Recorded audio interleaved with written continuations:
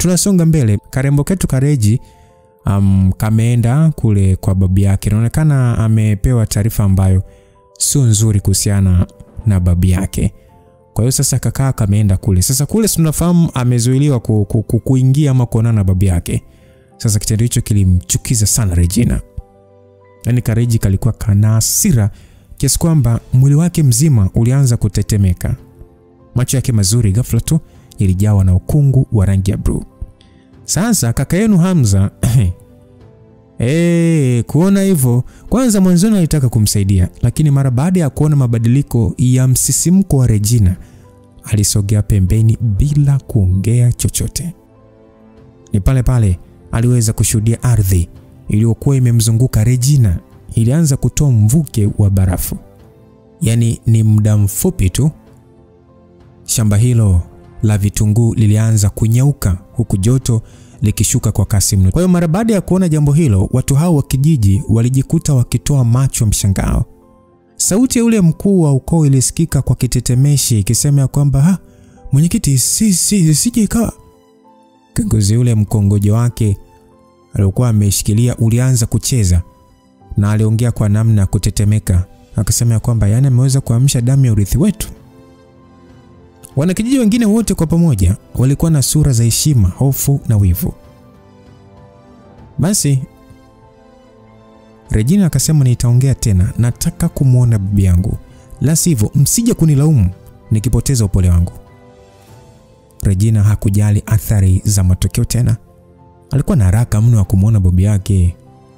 Sasa muda ule wakati Regina akihisi watu wale wa kijiji watamzuia asisogee, mara alishuhudia yule mzee wa kijiji akiinamisha kichwa chake kwa unyenyekevu, akasema sawa boss Regina. Sasa muda huo wanakijiji wote waliunganisha mikono yao kama wanakumbatia kitu, na kisha walishusha paji lao la uso kugusanisha na viganja vya mikono. Ilikuwa ni tamaduni yao ya kuonyesha heshima, na pale pale wakampisha Regina apite. Regina kuona hivyo alishindwa kujizuia kushangaa. Mabadiliko hayo yalikuwa ni ya kumshangaza sana. Ni kwa sababu tu ameonyesha uwezo wake wa mwamko wa damu ndio maana wanakijiji hao wameingiwa na woga, au kuna sababu nyingine? Hata hivyo hakuwa na muda wa kutosha wa kufikiria. Haraka sana alikimbia kwenda kwenye nyumba ya babu yake akiwa na Hamza. Wawili hao mara baada ya kufika kwenye kiambaza cha nyumba hiyo, waliweza kusikia sauti za mzee Muhinde akikasirika kutoka ndani. Alisema ya kwamba Penny, hivi kwa nilikwambiaje Penny? Si nilisema usimtafute Regina na kumwambia, kwa nini upende kunisikiliza? Huyo Penny akajibu ya kwamba kaka Abbas, nilikuwa na wasiwasi na afya yako ndio maana mimi nikujua tokea tukiwa watoto tunafahamiana. Najua tabia yako ilivyo. Kwa kuangalia tu nilijua kuna kitu najaribu kuficha, na sio kweli hospitali haukugunduliwa kuwa na tatizo. Babu akasema kwamba nishazeeka bana, mimi ninachotaka ni kuishi maisha yangu kwa amani. Ukimfanya Regina kugombana na wazee wa kijiji chetu itakuwa changamoto. Nadhani mimi nitaendelea kuwa na amani. Sasa Regina aliyekuwa akisikia maongezi hayo, mara moja alielewa lazima kuna kitu kinaendelea juu ya babu yake. Kwake alihisi lazima litakuwa ni jambo kubwa, ndio maana anajaribu kuficha. Basi Regina aliingia ndani ya nyumba hiyo akiwa na macho yanayong'aa kama kioo. Akauliza kwamba babu, vipi hali yako babu?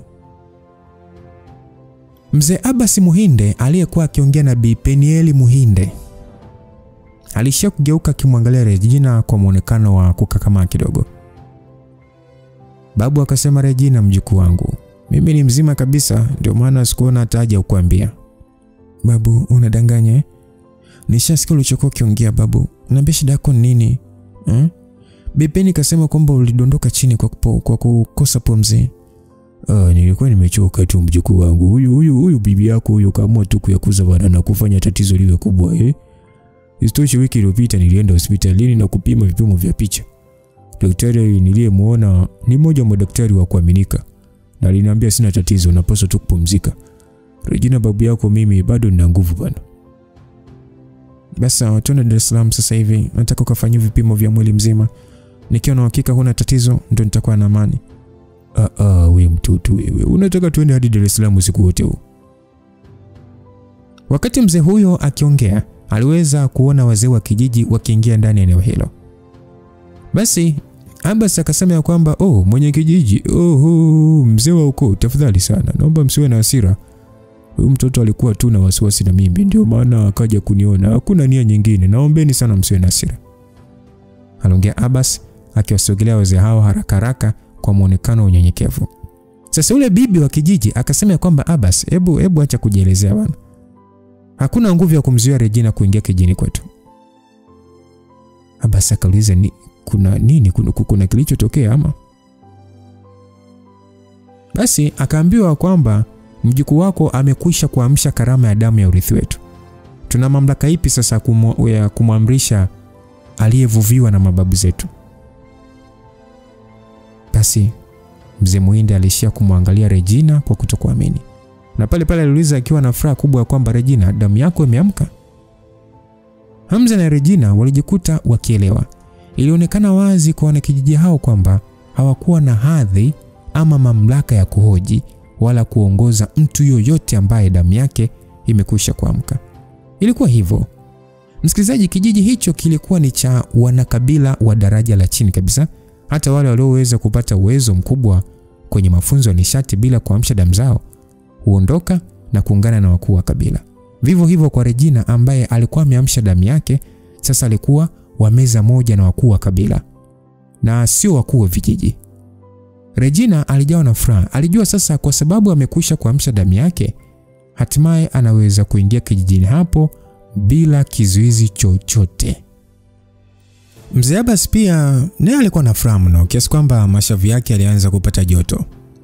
Sasa mzee Abbas akasema, nilidhani ulikuwa tu ukijifunza mafunzo ya kuvuna nishati, kumbe karama yako ya damu imekwisha kuamka. Ni kwa miaka mingapi katika kabila letu tokea mwana kabila kuamsha damu yake? Anaongea mzee Abbas kwa furaha kubwa sana. Basi babu akaambiwa kwamba na Regina, babu, nina jambo lingine pia la kukuambia, ni kuhusu wasifu wa familia yangu, na mimi ukijua utakuwa na furaha zaidi. Regina alitaka kuelezea kuhusu familia yake ya Dosa kuwa sehemu ya kabila la Wahinde. Ukweli mpaka hatua hiyo ulimaanisha Martina ambaye ni mama yake Regina hakuzaa na mtu wa nje ya kabila lao. Hivyo hakuvunja sheria. Ndio maana nilikupa mfano kwenye sehemu iliyopita kwamba yani mwenye damu nyekundu anapaswa aoane na mwenye damu nyekundu, mwenye damu ya kijani anapaswa aoane na mwenye damu ya kijani. Damu hazipaswi kuchangamana. Nilikupa tu mfano mzuri. Kwa hiyo Regis tunafahamu asivi ni boss na anaweza kufuatilia taarifa na akapata. Kwa hiyo alitaka kutoa ukweli kwamba mama yake ambaye ni Martina hakuzaa na mtu wa nje ya kabila lao. Hivyo hakuvunja sheria. Lakini muda huo, mara baada ya mzee Abbas kutaka kuongea, ghafla alijikuta akishika kifua chake akionekana kutokujisikia vizuri na alionekana akitaka kudondoka. Hasa mzee huyo alionekana kuvuta hewa kana kwamba hakuna hewa kabisa. Hamza mara moja alisogea na kumshikilia mzee huyo ili asidondoke. Uso wa Regina ulifubaa. Wanakijiji waliokuwepo pia walionyesha hali ya wasiwasi. Hata hivyo mzee huyo baada ya kuonyesha hali hiyo, Regina akamuuliza kwamba babu, vipi hali yako? Vipi babu?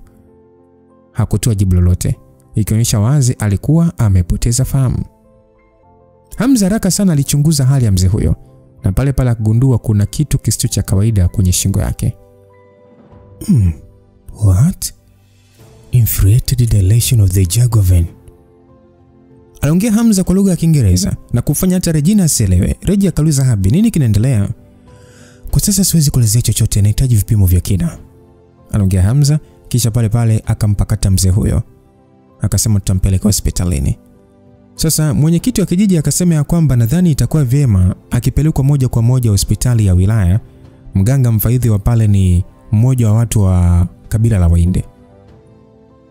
Alivyoongea hivyo akajibiwa kwamba hakuna haja, kama daktari wa hiyo hospitali kasema mgonjwa hana tatizo, basi huduma ni mbovu na hawana utaalamu wa kutosha, tutaondoka naye kwenda Dar es Salaam. Basi wazee hao walihisi hali tofauti kidogo ya wasiwasi, lakini hawakutoa maoni yao. Hamza mara baada ya kumuingiza mzee Muhinde kwenye chopa hiyo na kukadiria mafuta kwa ajili ya safari, haraka alitundika hewani na safari ya kuelekea Dar es Salaam ikaanza rasmi. Kutokana na spidi yake na injini ya kisasa helikopta hiyo, walitumia masaa 2 na dakika kadhaa tu angani mpaka kuingia jijini Dar es Salaam. Baada ya kutua kwenye helipad ya jengo la hospitali, tayari utaratibu ulikwisha andaliwa wa kumchukua mgonjwa na kuanza vipimo vya dharura. Hadhi ya Regina haikuwa ndogo. Eneo hilo la kutua helikopta lilikuwa limejaa madaktari na manesi wengi waliokuwa wakisubiri. Hata baada ya kupokelewa, vipimo vilifanyika kwa haraka sana na kwa ushirikiano mkubwa, na mgonjwa akaingizwa kwenye wodi za VIP. Hamza upande wake alisubiri mpaka alipokabidhiwa mkanda wa picha za vipimo, ndipo alienda moja kwa moja wodini akiwa na uso uliojaa usiriasi mkubwa sana. Reja akauliza, Habi, nini kimetokea? Hamza alishia kusita kidogo, na mara baada ya kumwangalia Regina aliona amweleze tu kweli. Angalia hii picha. Huu ni moyo wake. Upande wa chembe ya kulia kuna uvimbe wenye ukubwa wa sentimita 7. Sentimita 7? Regina alijikuta akishtuka huku akiziba mdomo wake. Ingawa hakuwa mtaalamu wa tiba, alielewa kuwa uvimbe wa sentimita 7 tena kwenye chemba ya moyo ni mkubwa mno. Habi, kusili, nini tunapaswa kufanya sasa? Tafadhali fikiria njia kumsaidia babu. Wakati huo Hamza akitaka kumfariji, aliweza kuona mzee Abbas akianza kurejea fahamu zake. Regina, acha kufanya mambo kwa magumu kwa Hamza. Sidhani kama kuna namna mimi kupona. Dr. Kagima kaulizia kwa madaktari bingwa wengi kuhusu tatizo langu, na kasema hakuna namna ya kunifanyia upasuaji ukafanikiwa. Regina aliposikia hivyo haraka alikimbia mpaka kando ya kitanda. Babu, utapona babu. Babu, songe kwa namna ukata tamaa hivyo. Kama daktari wetu hapa nchini wameshindwa, haimaanishi wa nje nao hawezi kusaidia. Hamza anafahamiana na madaktari bingwa wakubwa tu duniani, lazima atafikiria namna.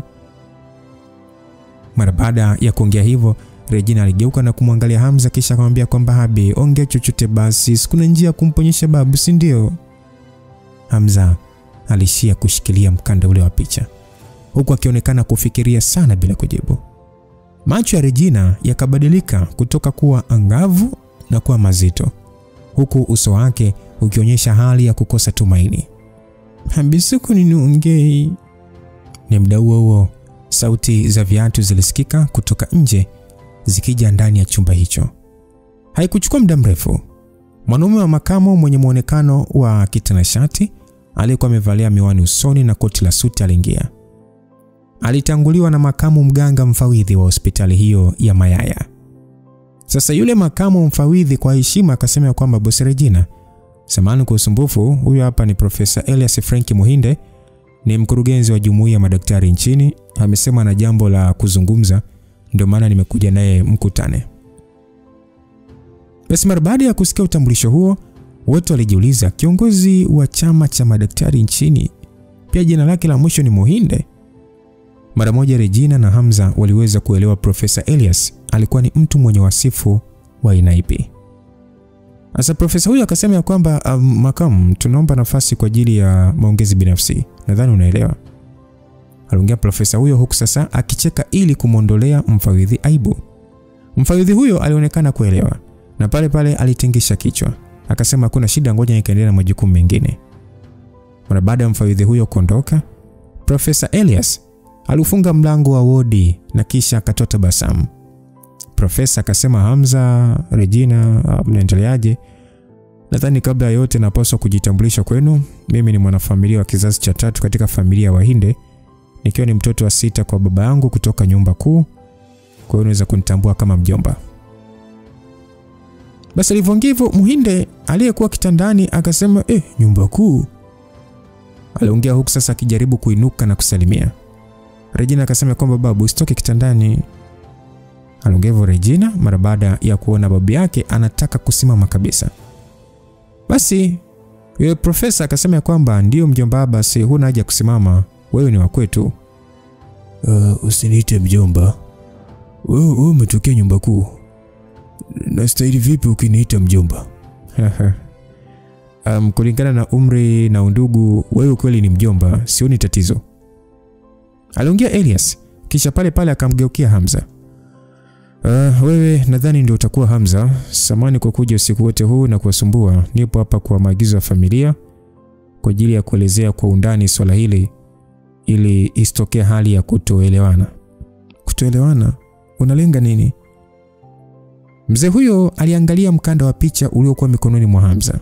Kisha akasema kwamba nadhani tayari mmekwisha kumfanyia mjomba Abbas vipimo na madaktari wamekwisha kuwapa majibu juu ya kinachomsumbua, sivyo? Akajibiwa kwamba mimi mwenyewe ni daktari wa masuala ya moyo, hivyo nimekwisha kujua shida yake. Aha, kumbe ni wewe daktari Nimesikia pia wewe ni mpiganaji mzuri sana na umetoa mchango mkubwa kwa taifa hili kupitia uwezo wako. Sikutegemea pia utakuwa kwenye masuala ya kitabibu.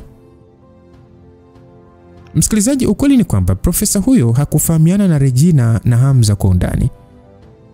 Anaweza kusikia habari za Regina, lakini hakuonana naye. Vivyo hivyo, hakuwa na nafasi ya moja kwa moja katika idara za usalama. Hakuwa na mafunzo yoyote ya nishati za mbingu na ardhi, wala hakuwahi kupita jeshini. Alikuwa tu msomi na kupitia ushawishi wake ndipo alipoweza kupata nafasi ya kuongoza chama cha madaktari. Ilionekana baada ya Hamza na Regina kuondoka, watu wa kijiji walitoa taarifa kwenda nyumba kuu. Na watu wa nyumba kuu hawakutaka kuchelewesha swala hilo, walimpa Elias kazi ya kulitolea maelezo. Hata hivyo bwana huyo alikuwa akijua Hamza ni mtu tu kama mwanajeshi na Regina ni bosi wa kampuni. Kuhusu Hamza kuwa mtaalamu wa tiba, hakujua ni kwa ubingwa gani Hamza nao. Kwa mtazamo wake alijua kwamba kwa sababu hakuwahi kulisikia jina la Hamza popote licha kuwa kiongozi mkubwa, basi moja kwa moja Hamza lazima atakuwa ni kama madaktari wa kawaida tu. Basi Hamza hakutaka kujisifia sana ama kujielezea, akasema najua kidogo tu. Na kisha pale pale alielekea kwenye swala la matibabu. Kaambiwa kwamba upo hapa kwa ajili ya kuelezea, si kwa sababu hamwezi kumtibia babu, bali kwa sababu hamna namna ya kumtibia, si ndio? Mzee huyu aliingiwa na hali ya wasiwasi huku akikunja sura kiasi, lakini alificha wasiwasi wake haraka kwa tabasamu. Akasema sio kwamba kweli hakuna namna ya kumtibia, ni kwamba tatizo lake haliwezi kupona kwa njia ya upasuaji. Nakiri kwa kusema kwamba kabila letu la Wahinde tumeshikilia sekta ya afya hapa nchini na tumekuwa na matibabu ya upendeleo kwa wanafamilia wetu wote. Kama nchi pia tumebarikiwa kuwa na madaktari bingwa waliobobea katika masuala ya moyo. Kwa hiyo kwa hali alionao mgonjwa, uvimbe wa sentimita 7 upande wa kulia wa moyo wake ni ngumu mno kuondoa. Kama Hamza unakuwa na uelewa wa masuala ya tiba, nadhani utajua ni nini naongelea. Afistoshe, sisi ni madaktari tu, sio Mungu. Ila lazima kutoka kuna namna. Teknolojia ya tiba kwa sasa imeendelea sana. Lazima tu kuna njia ya kimatibabu kuweza kumsaidia babu, si ndio yangu?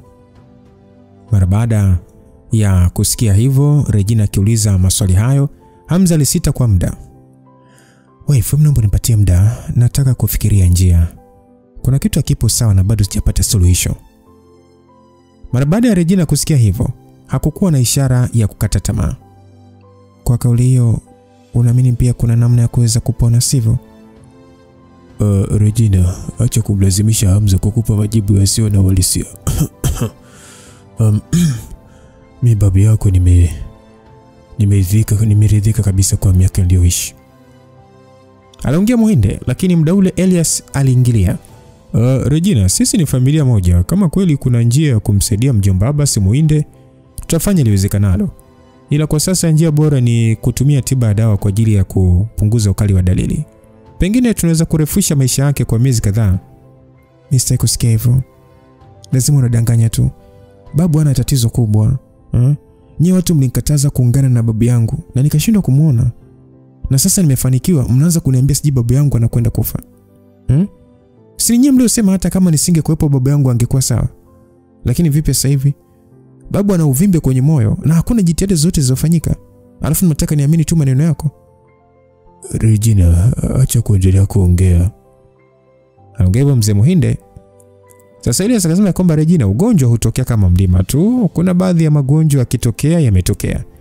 Najua una huzuni kwa sasa, lakini ni matumaini yangu ya kwamba utaendelea kuonyesha heshima yako kwa kabila zima la Wahinde.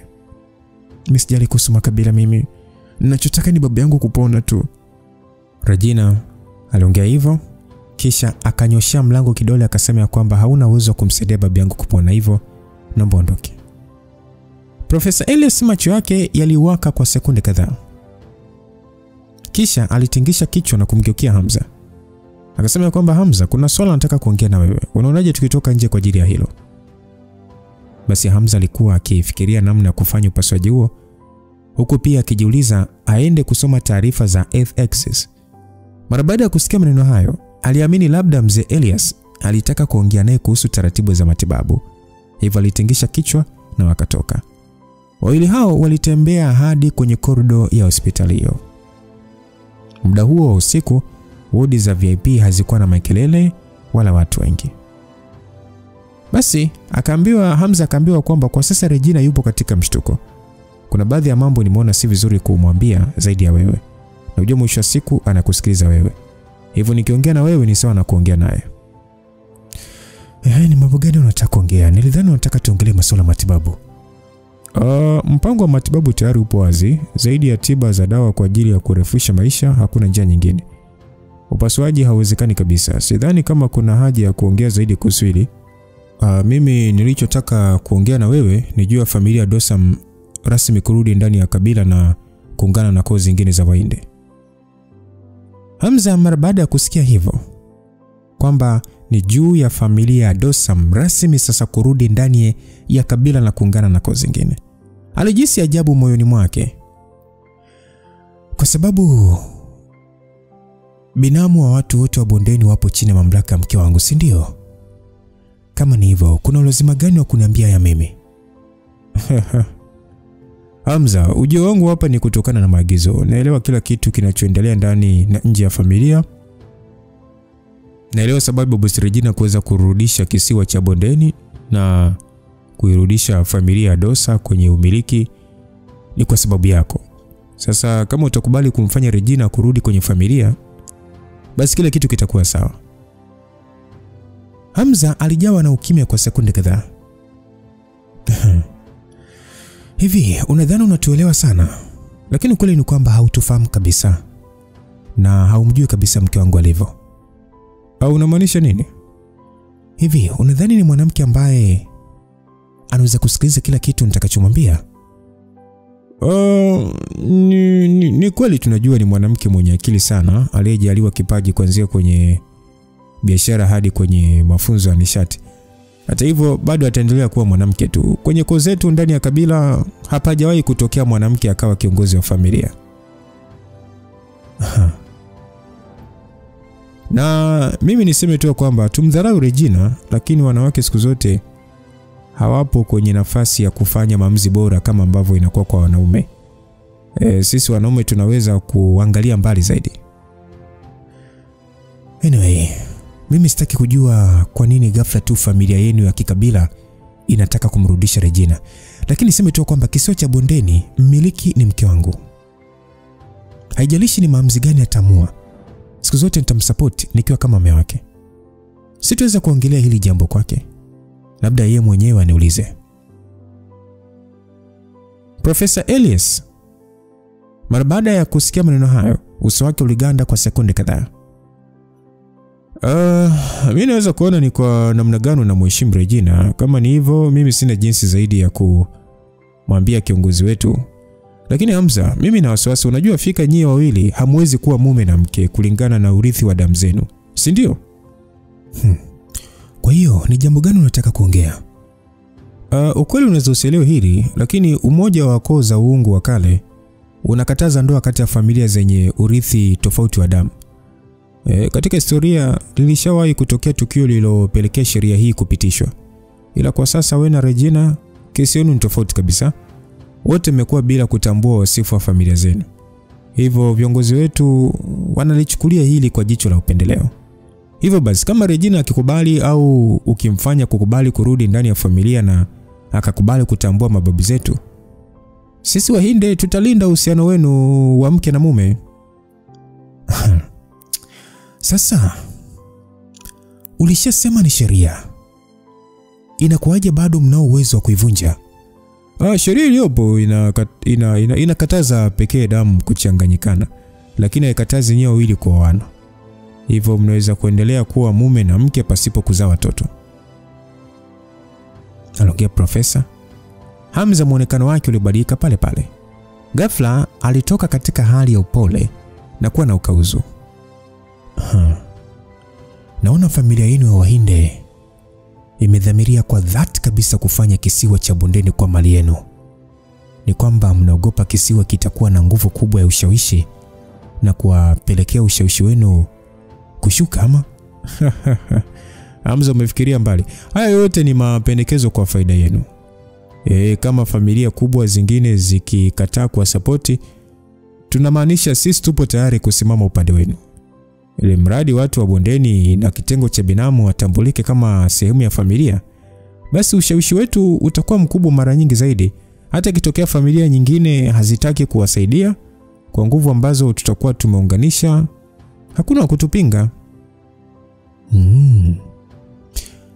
Wakati huo mimi na mke wangu tutakuwa haturuhusi kupata mtoto, si ndio? Maisha hayawezi kuwa ya ukamilifu siku zote wala kuwa na mahitaji mengi. Unaweza msiwe na watoto wa kwenu, lakini si bora zaidi kuliko kuachanishwa kwa nguvu. Kutokuwa kamilifu na kutokuwa na mahitaji. Hiyo si ndio namna mnavyowachukulia wagonjwa? Wewe unamaanisha nini kuongea hivyo? Mimi nadhani hudhani kama tunashindwa kumtibia basi kwa sababu kuna kitu tunahitaji.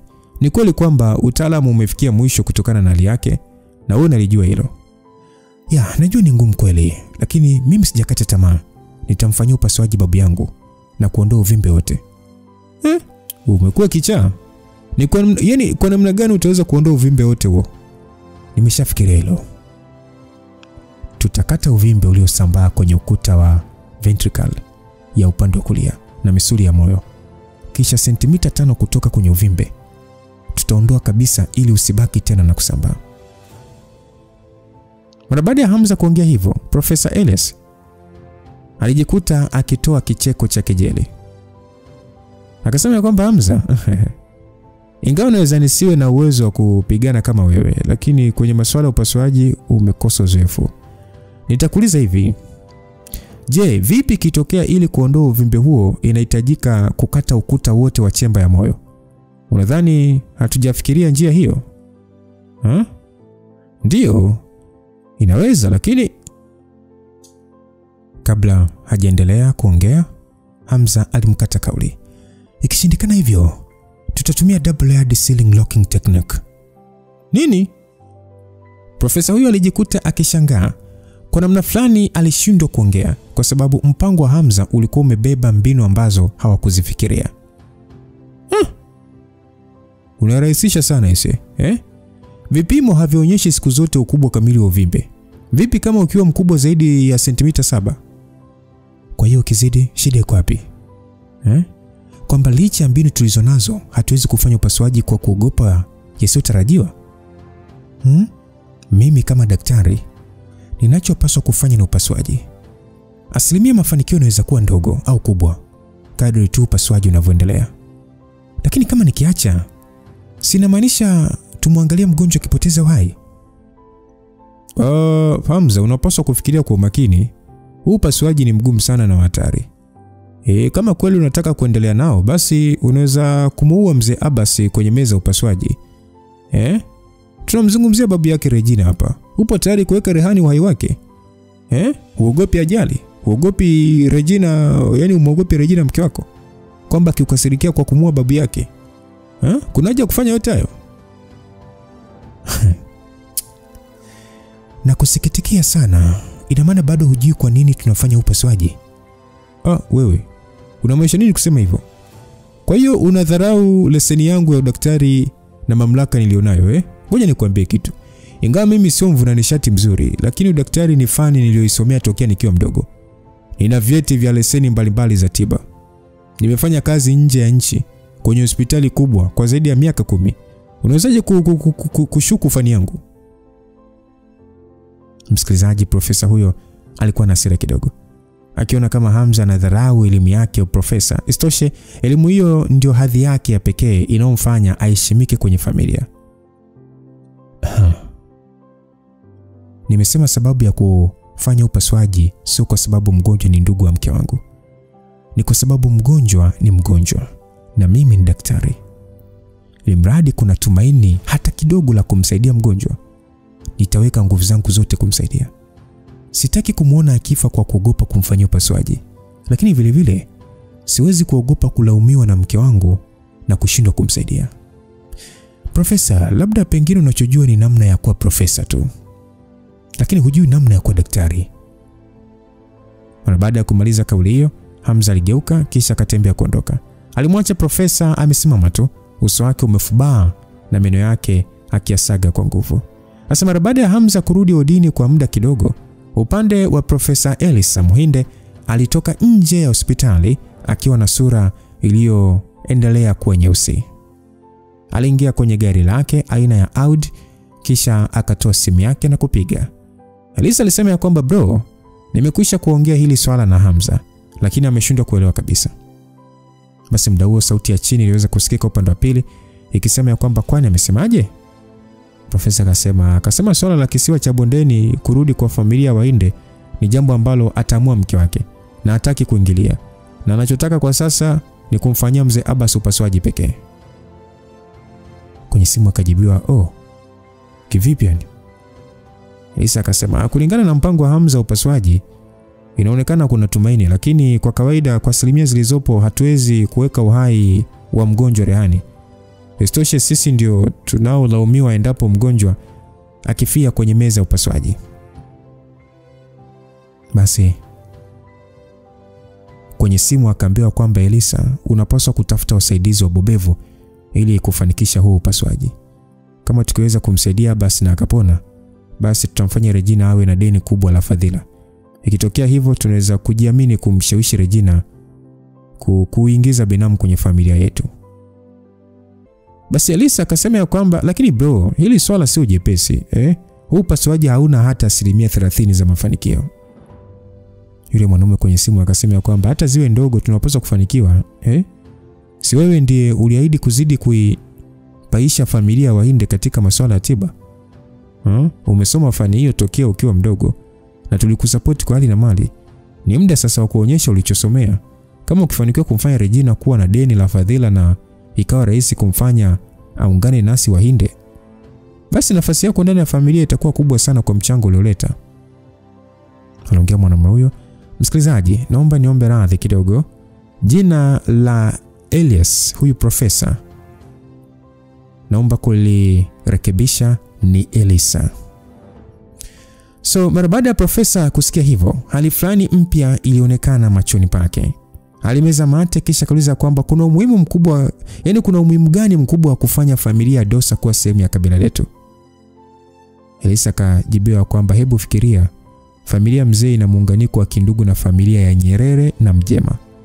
Familia ya Karume ina undugu wa karibu na familia ya Mwenye Mkuu. Familia ya ukoo wa Chui Mweupe wana muunganiko na familia ya Mgweno. Ni sisi Wahinde pekee ambao tunakosa miguu, ingawa bado kabila letu lina nguvu. Sasa tukifanikiwa kurudisha, kuirudisha familia ya Dosa kwenye ukoo wetu, moja kwa moja ushawishi wetu utaongezeka maradufu. Elisa, kama wazee wa kale wenyewe ndio wametuambia tufanye hivi, basi maana yake wanaona manufaa. Mimi nadhani unaelewa ukubwa wa kitengo cha binamu kilivyo. Ndio chombo cha intelijensia chenye nguvu kubwa Afrika na 10 bora duniani. Kitengo hiki kikiwa chini ya familia yetu, unadhani nini maana yake? Basi Elisa akasema nimekuelewa bro. Usiwe na wasiwasi, nitakusanya wataalamu bingwa wa tiba ya moyo na kumfanyia mzee Abbas upasuaji. Basi huyo mwanamume kwenye simu akasema unapaswa kuharakisha. Upaswa kumruhusu Hamza kufanya huu upasuaji mwenyewe. Ana ushawishi mkubwa nje ya nchi, hivyo hashindi kuita wasaidizi kutoka nje. Kwa hiyo unapaswa kukusanya wataalamu kabla hajafikiria kufanya hivyo. Elisa alicheka akasema kaka, usiwaze kuhusu hilo. Isitoshe huyu Abbas ni sehemu ya kabila letu, lazima ataruhusu tumfanyie sisi upasuaji. Elisa aliongea hivyo akiwa na tabasamu zito usoni. Sasa mara baada ya Hamza kurudi wadini, aliweza kugundua kuwa babu Muhinde alikuwa amekwisha sinzia. Ilionekana mzee huyo alikuwa amechoka mno. Regina aliyemaliza kumfunika vizuri babu yake alimsogelea Hamza na wakatoka nje. Abi, unadhani napaswa kuomba mtaalamu wa uguzi kwa ajili ya kumsaidia babu? Hospitali hii ina manesi wenye utaalamu wa juu sana. Ila kama unataka kuajiri nesi binafsi, itakuwa vizuri pia. Regina alishia kukubali huku akikumbatia mkono wa Hamza na kumwangalia usoni. Abi, asante sana. Asante nini? Nimesikia ulichokuwa ukimwambia Profesa Mwinde. Mimi sikufanya makusudi kusikiliza, nilijikuta tu nikisikia kila kitu. Hamza alijikuta sasa akielewa na pale pale alitoa tabasamu. Mke wangu, naona mafunzo yako nishati yamekolea kiasi kwamba uwezo wako wa kusikia umeongezeka kwa kiwango cha juu sana. Mimi nilikuwa nikiongea tu nilichopaswa kuongea. Kweli ulichoongea ni sahihi. Kwa mimi leo hii kufikia hapa nilipo na kurudisha bondeni kwa familia yetu ya Dosa ni kwa sababu ya msaada wako. Mume wangu, kama ukisema nikubaliane nao na nitambulike kama Muhinde, nitakubali. Wewe, unaongea ujinga gani? Mimi nilikusaidia tu kutatua matatizo yaliyohitaji nguvu. Kuhusu kisiwa kurudi kwenye himaya yako, sidhani kama nguvu pekee zilitosha. Namna ya kufanya watu wa bondeni wakubali, namna ya kupanga mipango ya kuendelea, yani ya kuendeleza himaya ya bondeni, wewe ndiye mpangaji mkuu. Mimi mwenyewe mambo yangu mengi mpaka nimtegemee Sali. Nitawezaje kufikiria kuhusu bondeni? Aliongea Hamza. Basi Regina alishia kutingisha kichwa kuonyesha kwamba amemwelewa mume wake. Wife, unajua huu upasuaji unapaswa kufanyika, lakini tunapaswa kuongeza asilimia za mafanikio. Kwa sasa sina suluhisho kwa baadhi ya changamoto. Basi fikiria tu namna ya kuzitatua, au kama vipi mtafute yule akusaidia kuangalia taarifa kwenye ethics.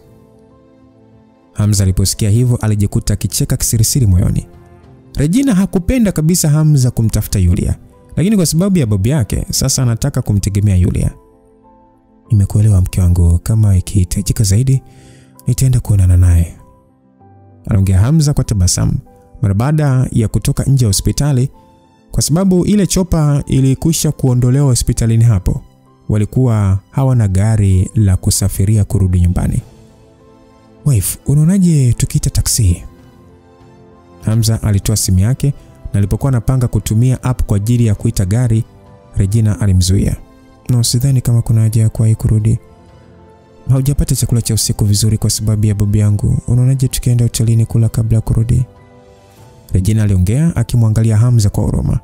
Ingawa alijua Hamza hawezi kufa njaa, aliona alikuwa amefanya kazi kubwa sana. Mke wangu, hivi unajua ni mjinga Hivi hujui kwamba babu yako ni babu yangu? Anyway, ila sio mbaya. Tutafute mgawa au hoteli ili tuagize chakula chepesi. Basi Regina alitabasamu na kisha waliongozana na Hamza na kukatiza mitaa posta. Wakati wakiwa wameshikana mikono, waliweza kuona mgahawa unaouza nyama choma, supu na ndizi za ukaanga na vinywaji. Kutokana na hali ya ubaridi, Hamza aliagiza supu ya kuku na vipapatio vya kuchoma. Wife, nadhani hautojali kama nikiagiza bia. Kwa nini jali? Kama unataka kunywa tu. Kwanza hatuna gari la kuendesha. Nilikuwa na wasiwasi hauwezi kukubali kunibusu baadaye. Kwani mimi nimesema nataka kubusu? Kwanza hicho kitendo chao. Kwanza hata kinifurahishi. Mimi sijui mgunduzi alifikiriaga nini masuala ya kubusiana. Sijui alikuwa na lengo gani. Aliongea Regina huku uso wake ukibadilika kuwa mwekundu. Regi haenjoy kabisa mambo. Yaani hiyo busu hata elewi na maana gani. Huyo mgunduzi alikuwa anafikiria nini? Eti nini sasa? Mhudumu alileta bia mbili ambazo Hamza aliagiza, lakini mara baada ya kupatiwa aligundua hazikuwa na ubaridi kabisa. Basi akauliza kwamba bosi, kwa nini haina kabisa baridi? Msikilizaji, kutokana na hali ya joto ya jiji, kunywa bia isiyo na baridi haikuwa na raha nzuri. Basi Hamza akajibiwa kwamba samahani bosi, friji letu limepata hitilafu, ndio maana imekuwa hivyo. Kwa hiyo tunatarajia fundi aje kutengeneza kesho. Basi Hamza hakutaka kufanya mambo kuwa magumu kwa kufanya siji miujiza, hivyo alimwambia sawa tu. Mara baada ya mhudumu kuondoka, Regina alichukua chupa ya bia na pale pale alipandisha nishati za mbingu na ardhi na kuisambazia ubaridi. Dakika chache tu chupa ile ilianza kutengeneza ukungu wa barafu. Angalia, nishakusaidia kuitia ubaridi. Nadhani inakufaa sasa, aliongea Regina akiweka chini. Regina aliona ni jambo la kufurahisha kufanya hivyo. Lakini kwa Hamza mara tu bila tu ile kutarajiwa, muonekano wake ulibadilika na kuwa hali ya ajabu. Hamza alijikuta akiangalia chupa hiyo ya bia iliyokuwa ikitoa baridi na alikunja ndita, akionekana kama kuna jambo ameligundua. Habi, nini tatizo? Au hujapenda nilivyotumia uwezo wangu kuipa baridi? Hapana mke wangu. Unajua umenifanya nifikirie kitu na asante sana, nishapata njia nzuri zaidi ya kumsaidia babu. Regina aliposikia hivyo, mwenyewe alijawa na mshangao na haraka sana kauliza, kweli ni njia gani hiyo inayohusiana na nilichofanya? Hamza alishia kuonyesha hali ya kuficha kile alichogundua na kuishia kumwambia Regina, nishapata njia, tukisharudi hospitalini nitajihakikishia. Nitampigia Ronika simu nione kama yeye anasemaje pia. Ila sasa nina uhakika babu anaweza kupona. Hatimaye tumaini lilichanua usoni mwa Regina na akaishia kutingisha kichwa kwa furaha. Mara baada ya wawili hao kumaliza nyama zao na bia, waliona warudi nyumbani kwa ajili ya kupumzika. Walipofika nyumbani, shangazi bado hakuwa amelala. Kutokana na kutaka kujua hali aliyokuwa nayo mzee Muhinde na kujua kwamba Regina amekuja naye da, alishindwa kulala na akaishia kuwasubiria. Ilibidi wamwambie hali yake na mpango wa Hamza kumfanyia upasuaji, na angalau aliweza kupata ahueni. Wakati Regina akirudi kwenye chumba chake kwa ajili ya kuoga, upande wa Hamza yeye alitoa simu yake na kuanza kuwasiliana na Daktari Ronika. Mara baada ya kujadiliana kwa kina namna ya kudili na hali ya mgonjwa, angalau alipata mpango wa uhakika wa kimatibabu. Mara baada ya kukata simu, Hamza hakuwa na hamu ya kulala. Isitoshe, kwa nguvu alizokuwa nazo, kulala hakukuwa na manufaa sana. Tofauti na kulala, aliona ngoja atumie muda huo kujisomea notes za taarifa za Earth Axis. Ukweli ni kwamba mpaka hatua hiyo ya kusoma hizo taarifa, alikuwa amekwisha kupata njia mbalimbali ambazo aliamini anaweza kumfufua Angel. Shida tu ni kwamba mbinu bado hazijakaa sawa, na aliona anapaswa kwenda taratibu ili kuwa na uhakika wa kila anachokifanya. Afistoshe bado Earth Axis ilikuwa na taarifa nyingi ambazo Yulia hajazitafasiri. Aliona asubiri mpaka pale Yulia atakapomaliza. Pengine kuna uwezekano wa kuwa na mbinu nzuri zaidi. Basi bwana, Hamza mara baada ya kuangalia saa na kuona ni karibu saa 10 za alfajiri, pale aliona kuna ujumbe ulioingia kwenye simu yake dakika chache zilizopita kwa njia ya WhatsApp. Alikuwa ni Irene aliyemtumia ujumbe akimuuliza Hamza kama bado hajalala. Sasa Hamza akasema kwamba dogo, kwa nini umeamka mapema yote? Irene akasema mimi nipo najisomea. Baba kaniambia nikishika angalau nafasi ya 10 kwenye masomo ya lugha na tarakishi, basi naweza nikaacha kuendelea na masomo ya kwenda nje ya nchi kwa ajili ya vacation nikisubiri kuanza chuo moja kwa moja. Kama ni hivyo, kwa nini umeacha kusoma na kunisumbua muda kama huu? Hamza, yani siku hizi umebadilika sana. Huko nyuma haukuwa hivyo. Yani siku hizi hata unijali kabisa, unanitia huzuni sana na unalijua hilo. Basi Aisha, acha kulalamika bana. Unaonaje muda wa mchana nikikusaidia kwa chochote unachotaka? Hayo ndio maneno sasa. Ila unaonaje kabla sijaendelea kusoma nikikupatia zawadi? Irene alituma ujumbe na pale akaambatanisha picha. Hamza mara baada ya kuangalia picha hiyo, macho yake yalichanua. Ingekuwa picha ya kawaida tu, wala asingekuwa katika hiyo hali, ila ilikuwa ni picha ambayo Irene alikuwa amevalia bikini tu, huku mwili mzima akiwa mtupu. Hamza kuangalia picha hiyo, hakujua hata wingi wa mate umetokea wapi, kwani aliameza kama vile anameza maji. Sasa ujumbe ukaingia, huku ukiwa umeambatanishwa na emoji za kufumba macho. Ujumbe ulisomeka kwamba vipi, unaonaje? Nimenunua hicho kivazi kwa ajili ya kuogelea, wewe ndio wa kwanza kuona.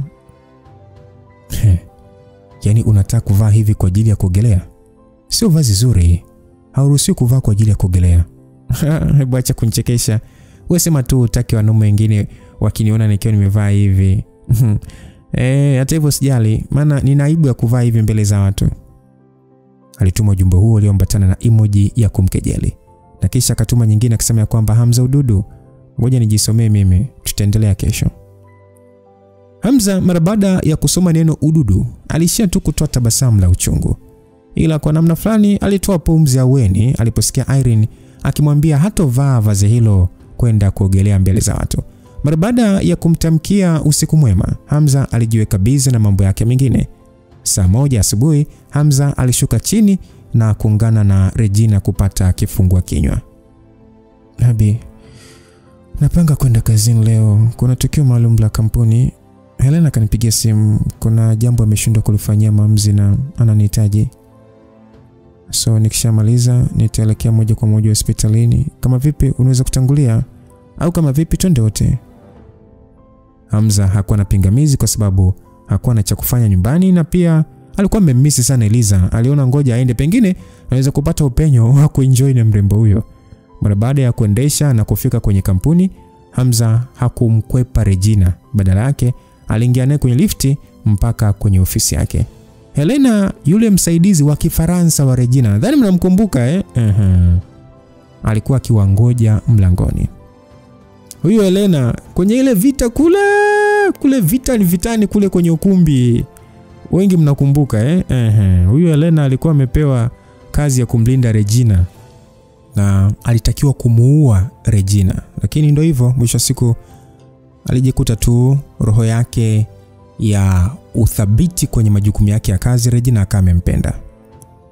Sasa Helena alizungumza lugha ya Kiingereza kwamba amefurahi kuwaona na asingerejea Regina na Hamza basi angeshindwa kabisa kujua cha kufanya. Regina akasema, Helena, acha kuniacha hewani, hebu niambie ni swala gani hilo? Helena alionekana kushindwa kumalizia kuongea na pale pale akaishia tu kuonyesha ishara kwamba unaonaje ukiingia ofisini ukijionea mwenyewe. Basi mara baada ya watatu hao kuingia ofisini, hawakuona tatizo lolote mara moja. Hata hivyo, mara baada ya kuongeza umakini wao, waliweza kumuona kasa mkubwa ndani ya ofisi hiyo, ambaye macho yake yalikuwa ni kama vile yanatoa rangi ya blue, akiwa amejibanza kwenye kona. Mara baada tu ya Regina kuingia ndani ya ofisi hiyo, mara moja kasa yule aligeuza sura yake na kumwangalia Regina. Jozi za macho yake zilicheza kwa namna fulani ya kumsalimia. Regina mara baada ya kumuona kasa huyo, alishindwa kumtambua kwa sababu alivyomwacha na anavyomuona wakati huo kulikuwa na tofauti mkubwa. Jamani, kwa wale ambao muelewi kasa ni wale kobe maji ambao mnaonaga kama vile Zanzibar wapi. Kasa huyo alionekana mkubwa kuliko ilivyokuwa kawaida. Basi Helena akasema kwamba huyu ndio yule aliyemwacha akiwa mdogo, lakini ghafla tu akaongezeka ukubwa kwa zaidi ya siku 2 tu. Hata ile box lake halikumtosha, ilibidi nimshushe chini. Kwangu naona ni kama sio jambo la kawaida kwa kasa kuongezeka ukubwa ghafla tu. Naona labda kuna mabadiliko ya kigenetic kwenye mwili wake. Hata hivyo nimeona sio sahihi kuuliza kwa sababu watu wangenishangaa, aliongea Helena. Regina mara baada ya kusikia hivyo, ni kweli alijua ni kasa wake, na alijikuta taratibu akitoka kwenye mshtuko. Alijikuta akisogea na kumgusa kasa yule mgongoni, na wakati huo aliweza kumuona kasa huyo alikuwa na michirizi ya rangi ya blue mgongoni ambayo ilikuwa ikionekana wazi. Kasa huyo alionekana kabisa kutomwogopa Regina. Mara baada ya kuguswa mgongoni, alishia kupindisha kichwa chake na kukigusa kwenye mkono wa Regina. Regina akasema kwamba Jolie, kwa nini umekuwa mkubwa ghafla tu? Hata kama nimekupa chakula kingi sio kwa spidi ya kukua. Unataka nikutoe hapo ofisini? Aliongea Regina ambaye alikuwa katika hali ya kuona jambo hilo ni la kushangaza. Upande wa Hamza alihisi kuna kitu hakipo sawa. Kasa wa aina hii ambao hawana tofauti kubwa na kobe huwa wanakuwa taratibu sana, hata kama ni mabadiliko ya kigenetic. Inawezekana kuwa mkubwa ghafla namna hii. Habi, isije kawa anaumwa. Unawezaje kukua ukiwa unaumwa? Aliongea Hamza huku akitingisha kichwa chake. Regina alifikiri kauli hiyo ni kama Yaani aliona of course ni kauli ambayo ilikuwa na msingi. Hata hivyo, licha ya kumwangalia kasa huyo ambaye anaonekana kuwa katika hali ya kuchangamka, bado hakuonesha kujali sana. Unaonaje nikimchukua na kumpeleka kwa Yulia kwa ajili ya kumfanyia uchunguzi? Inaweza kutupa majibu ya kitaalamu kuliko kuotea. Hapana, sitaki. Unatafuta tu kisingizio cha kutaka kwenda kwa Yulia na sitaki umtumie kasa wangu. Basi sawa, kama utaki akifanyia uchunguzi na kujua sababu, haina shida. Haina haja kupaniki. Aliongea Hamza. Regina alishia kumtolea tu Hamza macho na kisha aliinamisha mikono yake yote na kumbeba kasa yule kutoka kwenye sakafu na kumpakata. Jolie, kwa ukubwa huu hapo ofisini hapa kutoshi tena, nitakupeleka nyumbani. Aliongea Regina hivyo. Kasa yule hata hivyo hakuelewa chochote anachoongea Regina na alishia kumwangalia tu. Regina alishia kumrudisha kasa yule chini na kisha akamgeukia Helena. Helena, nitafutie mtu aje amchukue kwanza amwangalie, nitaondoka naye kwenda nyumbani baadaye. Helena alitingisha kichwa kwa kukubali. Wife, unapanga kwenda kumlea wapi tena? Kwa spidi anayokuwa nayo sidhani kama ni kasa wa kawaida ambaye unaweza kumtafutia chakula pekee na kumwekea. Tuna swimming pool ile ya juu gorofani. Napanga kwenda kumweka kwenye swimming pool ile. Nikimweka ya chini anaweza kukimbia. Ile kule juu ni salama. Nitampigia kabisa shangazi simu awasiliane na mafundi ili wazibe upande mmoja kutengeneza kivuli. Yaani unataka kutumia bwawa lote lile kwa ajili ya kulea kasa. Nasema kwa nini? Wakati hata tuogelei itakuwa sara tu ikiendelea kuwepo bila kutumika. Haisee, inaonekana kweli umetokea kumpenda ukasa. Aliongea Hamza huku akichuchumaa na kujaribu na yeye kumgusa kwenye mgongo wake. Mistari ya rangi ya blue juu ya mgongo huo wa kasa ilimfanya kujiuliza kama ilikuwa ni kwa sababu kasa huyo ni aina tofauti na kasa wa kawaida. Ukweli ni kwamba Hamza alihisi kitu cha tofauti sana kwa kumwangalia tu hiyo kasa. Nimejua mwanzo nilimchukulia kama sehemu ya kumbukumbu zilizoachwa na Lamla, lakini sasa hivi nimemzoea kiasi kwamba nampenda sana. Nahisi pia kuna sababu ya mimi kumlea huyo kasa. Kasa wengi hutumika katika ulimwengu wa roho, na sio kasa wote wanakuwa na msaada chanya wa kukusaidia kujiunganisha na ulimwengu wa kiroho. Na pia ni ngumu kujua kama anakusaidia ama hakusaidii. Isitoshe, kasa wa aina hii ni tofauti sana. Nakuelewa, ila tuachane ile kwa sasa. Tuende kwanza kwenye ukumbi chini kwa ajili ya mkutano wa charity. Tukishamaliza nataka tuende hospitalini. Basi Hamza alishia kutingisha tu kichwa na kisha kumfuata mwanamke huyo. Hakuwa pia akijua ni charity gani inayofanyika. Hamza mara baada ya kumuuliza Regina wakiwa kwenye lifti, hatimaye aliweza kuelewa. Kutokana na kuwa na joto sana kwa jiji la Dar es Salaam kuliko Morogoro, matumizi ya feni kwa watoto hayakuwa rafiki kwa afya zao. Hivyo Regina alipanga tukio la uchangiaji wa pesa kwa ajili ya kuweka AC kwenye mabweni na madarasa kwa ajili ya watoto hao. Ingawa alikuwa na uwezo wa kutumia hela za taasisi kuchangia AC hizo, lakini aliona kama akishirikisha wafanyakazi wa kampuni na wadau mbalimbali nje ya kampuni kwa ajili ya kuchangia, hela hizo hazitaishia kutumika kwa kituo cha food pekee, bali zinaweza kusaidia na vitu vingine. Sasa hiyo ndio sababu ya kutaka kushiriki mwenyewe katika harambee hiyo kwa ajili ya kutoa hamasa ya watu kuchangia zaidi na zaidi. Mara baada ya kuingia kwenye ukumbi huo, Hamza aliweza kuona kulikuwa na waandishi wengi wa habari na baadhi ya viongozi wa jiji la Dar es Salaam wakiongozwa na mkuu wa mkoa. Vile vile kulikuwepo na wafanyabiashara ambao ni wabia wenza na kampuni ya Dosam. Regina kuingia hapo alijikuta akiwa busy kusalimiana na wageni hao walikuwa. Ila upande wa Hamza alikuwa mvivu mno kusalimiana na watu. Hivyo hata hakufuatana naye na badala yake alianza kumtafuta Eliza alipo. Mara baada ya kuzungusha macho yake aliweza kumuona Eliza katika kundi la wafanyakazi ambao alionekana akiwapatia maagizo. Basi Hamza aliweza kumuita, na hapo ni baada ya kumkaribia mrembo huyo mwenye muonekano wa utu uzima. Alikuwa amevalia suti iliyomkaa vizuri na kufanya kuwa kitaaluma zaidi. Sasa Eliza, Mara baada ya kusikia sauti ya Hamza, mwili ulimshtuka kidogo na ugeuka mara moja na kumwangalia Hamza na macho ya lawama. Unafanya nini wewe? Vipi watu wakisikia unavyoniita? Ina maana hujanimisi kwa kutokuniona muda mrefu. Kuna tofauti gani nikikumisi na nisikumisi? Ili hali hata hunikumbuki. Wakati akiongea hivyo, aliishia kugeuza macho yake na kumwangalia Regina kwa hali ya wasiwasi.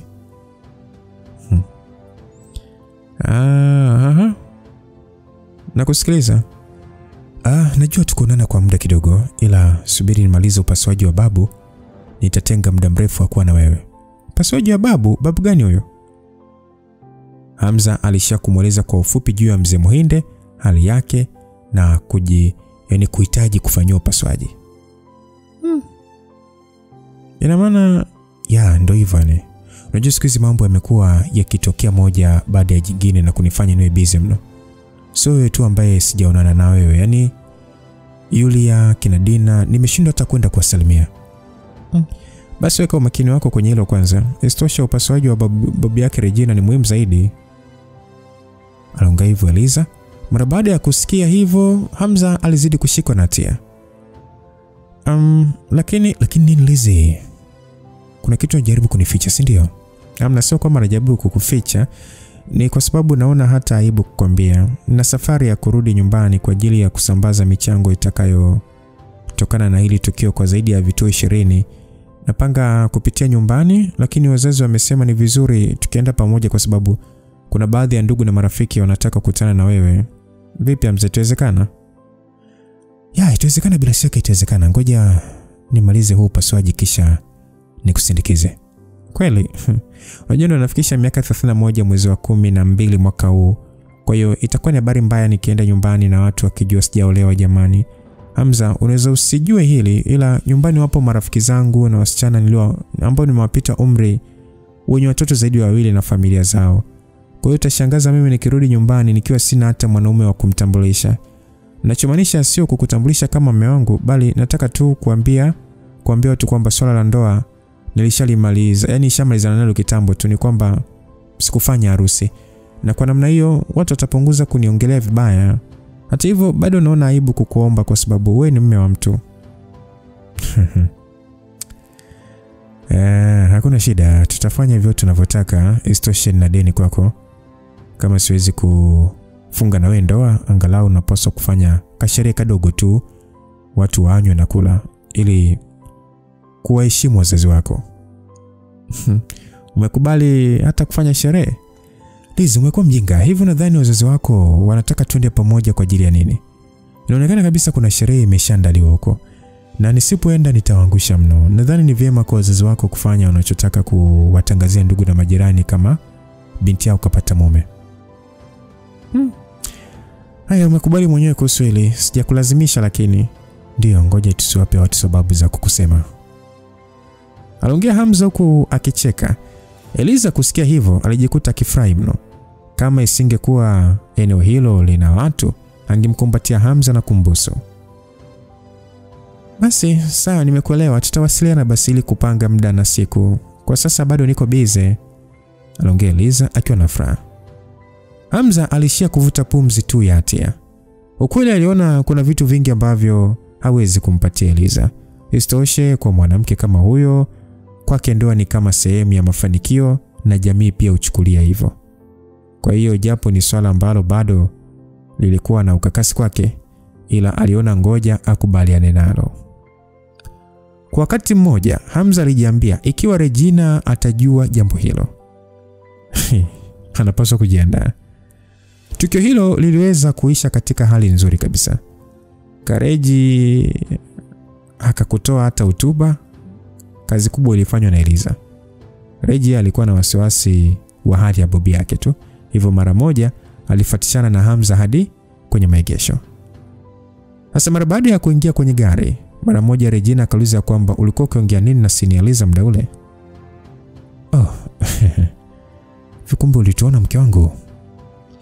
Mmeongea kwa muda mrefu sana. Unadhani mimi ningeshinda kuona? Ila kama hutaki kuniambia basi potezea. Endesha twende hospitalini. Hamza alishia kuasha tu gari. na kisha kuchukua uelekeo wa hospitalini Posta. Ni kwamba Eliza wazazi wake wanataka kukutana mimi. Wakati akienda kwenye tukio la kuchangia vituo vya yatima, wanataka tukawatembelee pamoja. Unaweza kwenda, sikuwasalimia tu, aliongea Regina. Hamza alijikuta kisirisiri akitoa pumzi ya weni. Kuhusu swala la kutambulishwa kama mume wa Eliza huko kijijini hakutaka kuliongelea kwa muda. Asamara baada ya wawili hao kufika hospitalini, Hamza na Regina walienda moja kwa moja kwenye wodi za VIP. Lakini mara baada ya kuingia kwenye chumba alicholazwa babu yao, waligundua hakuwepo. Hali hii iliwafanya kuwa na hofu. Na Hamza mara moja alimfuata nesi, na mara baada ya kuuliza aliambiwa taarifa ya kushtua kidogo kwamba mzee Muhinde alikuwa kwenye chumba cha upasuaji. Mara baada ya kusikia habari hizo, haraka sana waliwahi kwenda kwenye vyumba hivyo vya upasuaji, na mara baada ya kufika eneo hilo waliweza kumwona Profesa Elisa na baadhi ya viongozi wa juu wa hospitali wakiongea. Sasa Regina akasema kwamba Profesa Elisa, umepata wapi ruhusa kumfanyia babu yangu upasuaji? Aliuliza Regina ambaye alikuwa na hasira kiasi kwamba sura yake ilikuwa ni kama ilianza kupauka hivi. Elisa alijikuta akikakamaa mwili mara baada ya kukutanisha macho yake na Regina. Lakini mara moja alificha wasiwasi wake kwa tabasamu. Akasema kwamba Regina, usipaniki, babu yako ndio aliyekubali tumfanyie upasuaji. Regina alionekana kushangaa. Sasa Daktari Karata ambaye ni mganga mkuu wa hospitali hiyo alionekana kuingilia na kisha akasema kwamba mgonjwa alisaini fomu za maridhiano kwa ajili ya upasuaji huu asubuhi, hivyo hatua zote zimefuatwa. Sasa Regina kwa hasira akauliza kwamba kivipi yani, ili hali babu hajaongea chochote? Profesa Elisa Muhinde alishia kumpatia Regina nyaraka na kisha akasema kwamba Regina, Abbas ni mwanafamilia mwenzetu, hatuwezi kufanya jambo la kuhatarisha uhai wake. Regina mara baada ya kushika karatasi hizo na kuona saini ya babu yake alijikuta kikosa usemi. Upande wa Hamza sura ilisinyaa. Aliweza kugundua ni kitu gani kilichokuwa kiendelea. Ilikuwa wazi kwa mzee Muhinde, ikitokea daktari bingwa kama huyo tena kutoka nyumba kuu ya Wahinde kutaka kumfanyia upasuaji, basi lazima amwamini kwa 100% na kubali. Hivyo kusaini nyaraka hizo ni kwa sababu pengine hakuwa na namna ya kukataa. Basi akaambiwa kwamba sio na wasiwasi kabisa, mimi nimealika daktari bingwa wa masuala ya moyo mwenye uzoefu na mtaalamu namba 1 Tanzania nzima, Profesa Haule Muhina kutoka hospitali kuu ya Rufaa Dodoma, aliyesafiri usiku huu kwa ajili tu ya mzee Abbas. Aliongea hivyo na kisha akamgeukia Hamza. Hamza, unajua Profesa Haule amekubaliana na mbinu ya upasuaji ulioelezea. Sasa amekwisha pitia kwa kina na sidhani kama kutakuwa na tatizo lolote kwenye upasuaji. Basi aliongea profesa huku akicheka. Sasa mganga mkuu akasema kwamba Mr. Hamza, ni kweli kabisa, Profesa Haule ni mmoja wa madaktari bingwa wa kuaminika Afrika nzima, amefanya karibia operation zote na kufanikiwa kwa 100%. Kwa ufupi hajawahi kufeli. Basi Elisa akasema kwamba mmesikia huko Hamza na Regina, unapaswa kuwa na amani sasa. Aliongea Elisa akiwa na sura iliyojaa utenda wema. Nifungulieni chumba cha upasuaji, nataka kuingia na kuangalia mwenyewe mwenendo wa operation. Hamza, sidhani kama kuna haja ya kufanya hivyo bwana. Profesa ule ni mzoefu, kila kitu kitakuwa sawa. Kama njia ni kutumia mpango pekee niliokuambia jana, basi huu upasuaji una asilimia kubwa za kufeli. Lazima niangalie kwa karibu. Aliongea Hamza akiwa hana utani. Sasa Elisa akasema kwamba unaonaje tukifanya hivi? Ikiwa litatokea lolote, tutakuruhusu. Aliongea Elisa, lakini ni muda ule Hamza alikuwa ashafanya shambulio la kumkamata koo na kumsukumiza kwenye ukuta. Mzee Elisa alijikuta kipagawa, huku uso ukijaa hofu kiasi cha kupauka. Macho yake yalicheza kama vile anaangaliana na mnyama. Viongozi wengine wa hospitali hiyo walionekana kushangaa, lakini hakuna aliyeingilia. Istoshe hawakutaka kuwa na ugomvi na mtu kama Regina. Sijakuomba ruhusa, nimekuagiza. Ukishindwa kutoa ushirikiano, nitawatoa wewe na huyo profesa mwenzako na kuwaua na kisha hatua nyingine zifuate. Profesa Elias alijua Hamza ana uwezo wa kumuua kweli kama kidhamiria. Ijapokuwa hakuwa tayari na hasira zilimjaa, lakini bado alikuwa na woga kiasi cha kutaka kujikojolea. Kwanza kutegemea kama Hamza angedharau hadhi ya familia yake na kumshambulia hivyo. Akasema basi sawa, nimekubali. Aliongea huku sasa kitikisa kichwa chake kwa tabu. Hamza alishia kumwachia na kisha akamgeukia mganga mkuu wa hospitali na kisha akasema kwamba unasubiri nini tena? Fungua mlango bwana. Basi kawaida watu hao hospitalini wasingeweza kabisa kutothubutu kumzuia Hamza. Mara moja walifungua mlango, wakiwapa nafasi ya kuchukua taratibu za kunawa mikono kwa sanitizer, kuvalishwa magauni ya upasuaji, kisha wakaingia kwenye chumba cha upasuaji. Sasa muda huo mwanaume mrefu wa makamo mwenye sura ya kuchongoka ambaye alikuwa ameshaanza upasuaji, mara baada ya kuona watu wengine wakiingia kwenye chumba hicho, alikunja sura. Yaani ni kama hakufurahia kabisa. Akauliza mnafanya nini? Asa Profesa Mwinde ambaye bado alikuwa na hali ya hofu kwenye uso wake alisema kwamba Profesa ule, huyu ni Hamza ambaye alipendekeza mbinu ya upasuaji na huyu ni Regina Dosam, ndugu wa mgonjwa. Basi Dr. Haule akasema kwamba sijali hawa ni wakina nani bana. Yoyote ambaye hahusiki na upasuaji huu anapaswa kukaa nje. Profesa Mwinde akasema kwamba kuhusu ile profesa sisi tutakaa pembeni bila kufanya chochote, nadhani haitakuathiri. Haule akasema Profesa Mwinde, nimekuja na timu yangu mwenyewe hapa kwa ajili ya kusaidia upasuaji huu. Ina maana hauamini uwezo wangu ama? Aisee, utafanya nini ikiwa baada ya kupasua na kuona uvimbe ni mkubwa kuliko makadirio ya awali na unashindwa kutofautisha upi ni uvimbe na upi ni msuli wa moyo? Unatania au? Kama uvimbe utakuwa mkubwa kiasi hicho, kuna haja ya kuendelea na upasuaji? Itabidi tu kumfunga mgonjwa na kuendelea na tiba ya dawa. Ndio naitwa nani Haule? Kwa hiyo kwa jibu hilo unamaanisha kwamba huna mbinu nyingine ya kukabiliana na changamoto hiyo, si ndio? Profesa Haule alizidi kuhisi hasira kwa kuona kijana mdogo kama Hamza anamuuliza maswali, kitendo ambacho alichukulia kama kushusha cheo cha taaluma yake. Kijana, mimi sijali ni hospitali gani unatokea, ila acha maigizo yako mbele yangu. Kama huna mbinu ya kumsaidia mgonjwa, haraka toka kwenye chumba hiki na usiingilie taaluma yangu.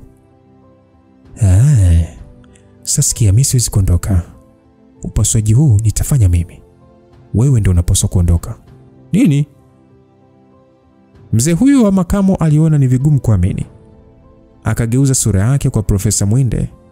Haule akasema kwamba Profesa, nini kinaendelea hapa na huyu mtu? Kwa nini ufanye chochote kumtoa? Basi Muhindi alionekana kuwa katika hali ya haya usoni na alishia kutoa tu pumzi ya kukosa msaada. Akasema kwamba kuhusu yule Profesa ule sina nguvu hizo pia. Akaambiwa huyu mgonjwa amekwisha kusaini fomu ya ridhaa ya kunikubali mimi kama daktari wa upasuaji wake. Ina maana nyewe watu hamuelewi sheria ama?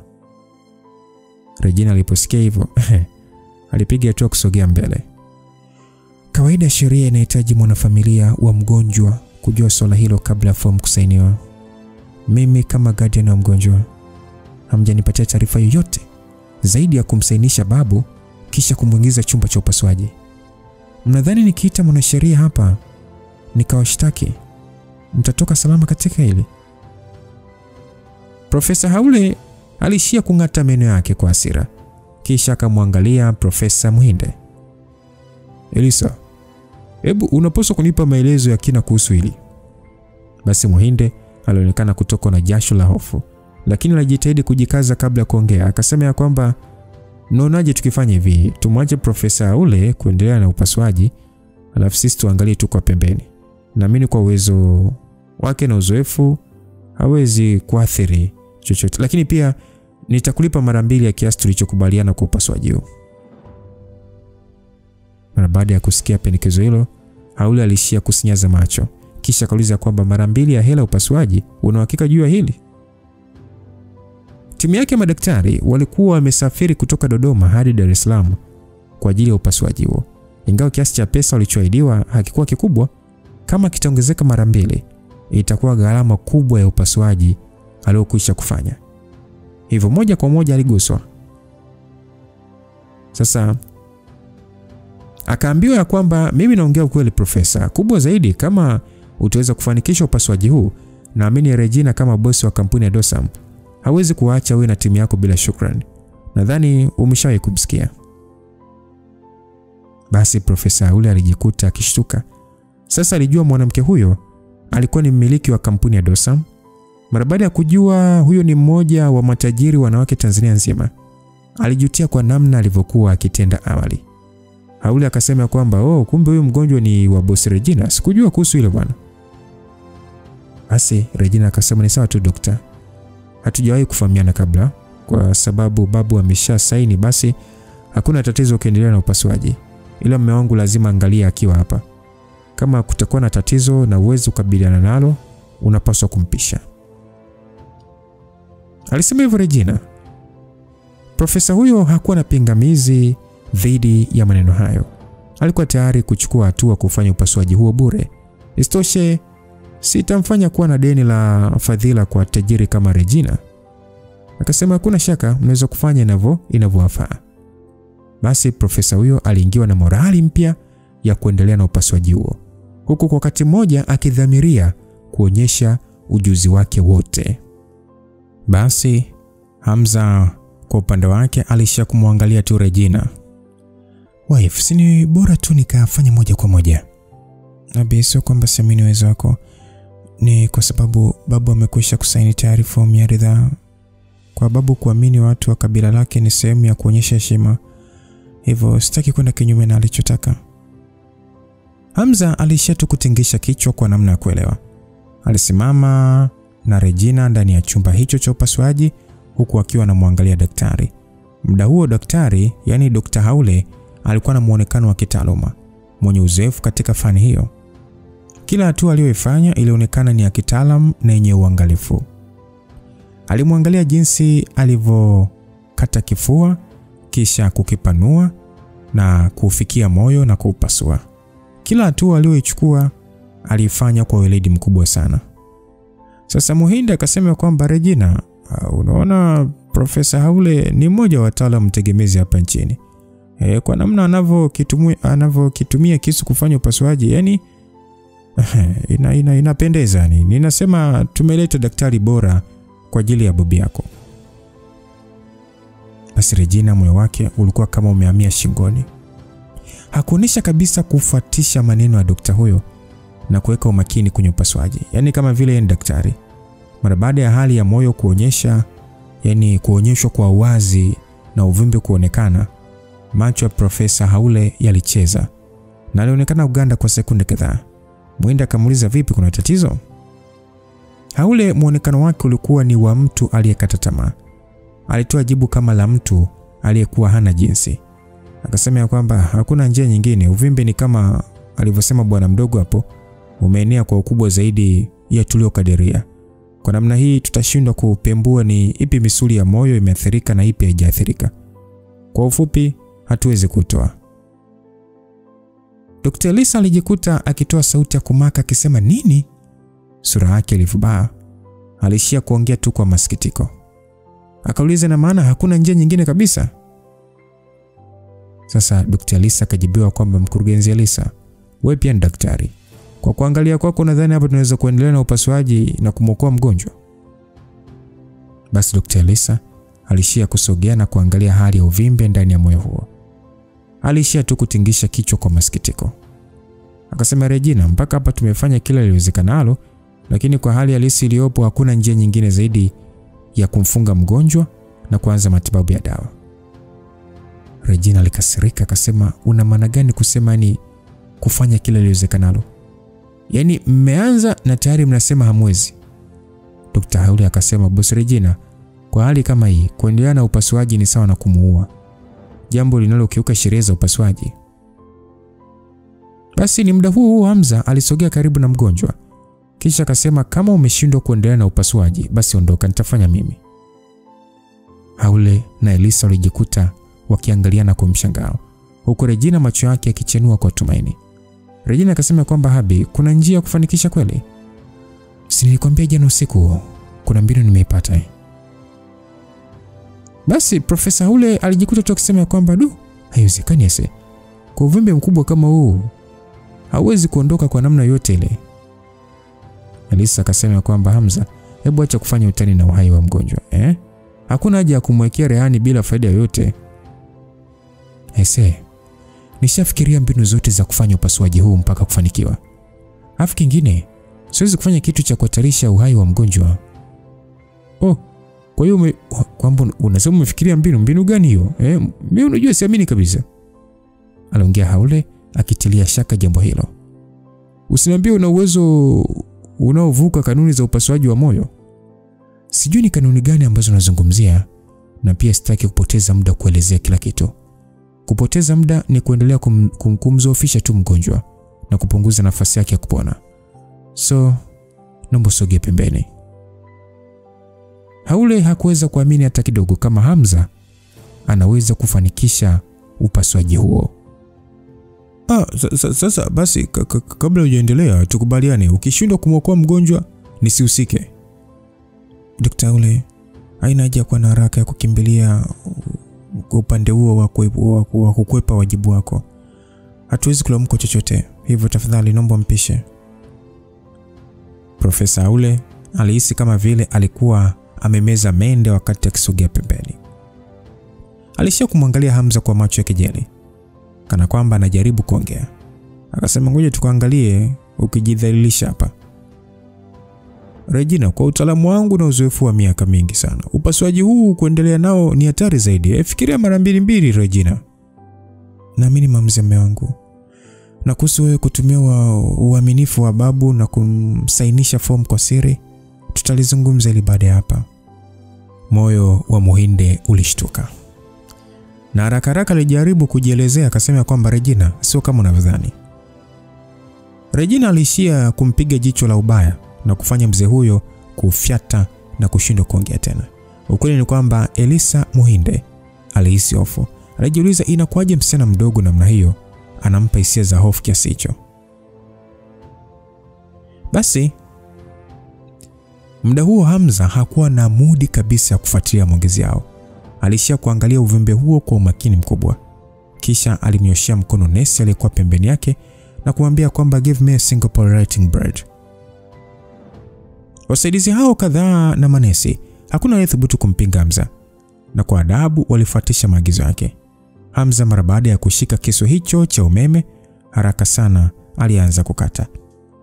Sasa wale ambao bado walikuwa na mashaka, walikuwa na mashaka na Hamza muda mchache uliopita, walijikuta wakivutiwa na umaridadi wa mikono yake ilivyokuwa ikishambulia. Mara baada ya Elisa na Haule kuona Hamza amekwisha kuwa bize, huku wasaidizi wakiwa na hali za mshangao, walishindwa kujizuia na kusogea karibu zaidi kuangalia. Na baada ya kuona spidi ya mikono ya Hamza katika kufanya upasuaji huo, walijikuta wote wakibung'aa. Haule aliweza kugundua sio tu Hamza alikuwa na haraka, bali pia alikuwa na ufanisi wa hali ya juu, kana kwamba mikono yake imefungwa mashine. Ilikuwa ni kama ili mtu kufanikisha spidi hiyo alipaswa kujifunza angalau mara 1000. Sasa mzee Elisa Muhinde alijikuta akisafisha koo lake. Alidhani mwanzo Hamza alikuwa mzuri kwenye nadharia pekee, lakini kutarajia kama uwezo wake pia wa kufanya upasuaji ungekuwa ni wa kuogofya namna hiyo. Haule akasema kwamba subiri, unajaribu kukata uvimbe wote bila kujali misuli ya kawaida ya moyo? Aliongea Haule akionekana gundua jambo. Hamza mikono yake haikusimama kabisa na alishia kuongea bila kubadilika. Hakuna njia ya kutuwezesha kuona uvimbe umesambaa mpaka wapi. Hii ndio njia pekee ya kukata kila kitu. Sasa utabakisha nini tena kwenye hiyo chemba? Aliuliza, lakini Hamza aliamua kumjibu kwa vitendo. Prepare the bovine pericardium slicer. I will reconstruct the right ventricle. Baada ya Hamza kuzungumza hivyo, kwanza kundi hilo la madaktari liliishia kumwangalia Hamza kwa mshangao. Mbinu hiyo ilikuwa ni ya kishujaa kutokana na ugumu wake. Ni kitu ambacho madaktari hao hawakuwahi hata kufikiria. Sasa Elisa Muhinde akasema kwamba Profesa Haule, njia hiyo inawezekana kweli? Akajibiwa kwamba kinadharia inawezekana, lakini kwenye uhalisia wa upasuaji ni ngumu mno Alafu kubwa zaidi, hata kama ikifanikiwa haiwezi kutoa suluhisho juu ya seli nyingine zenye vimelea vya kansa. Kunaweza pia kutokea postoperative athemia. Sidhani kama ni njia kamilifu.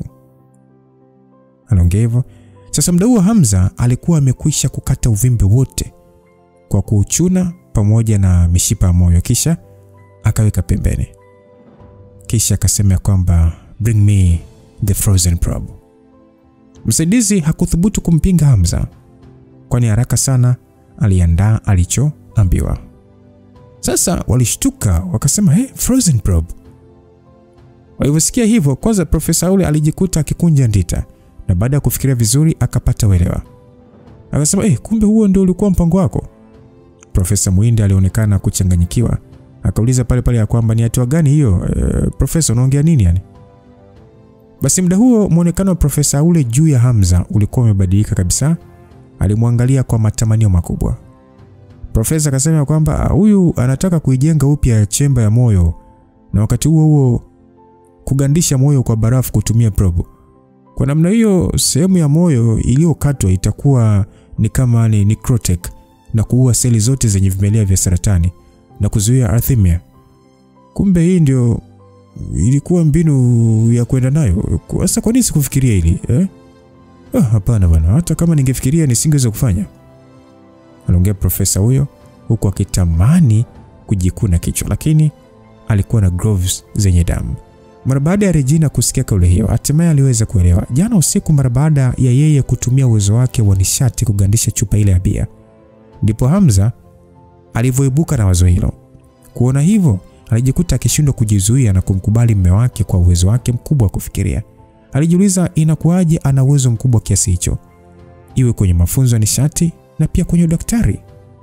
Na Sauli akasema kwamba Profesa Elisa, huyu kijana nani hasa? Ni mume wake kweli bosi Regina pekee, ama mbona sijawahi kumsikia popote daktari bingwa mwenye uwezo huu? Ndio amerudi kutoka nje ya nchi nini? Akajibiwa, hata mimi sina la kusema kwa hakika, niseme tu uwezo wake wa upasuaji ni mkubwa mno. Akasema, hili linashangaza bwana na kuvutia kwa wakati mmoja.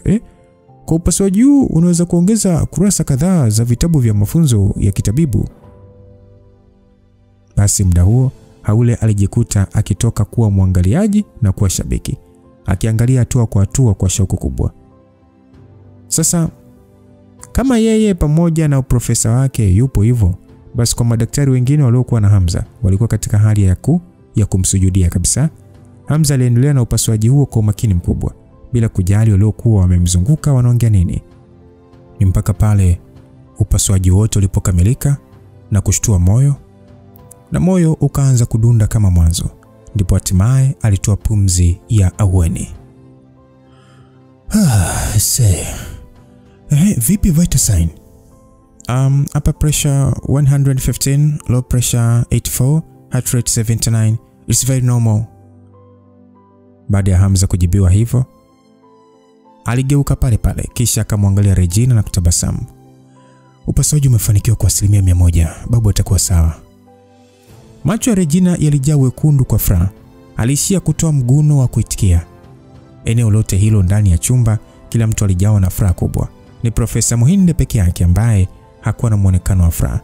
Baada ya kumfunika kifua na kukamilisha taratibu zingine, hatimaye mgonjwa alipelekwa ICU ambako angeangaliwa kwa muda wa masaa 24 kuthibitisha hakuna tatizo lingine.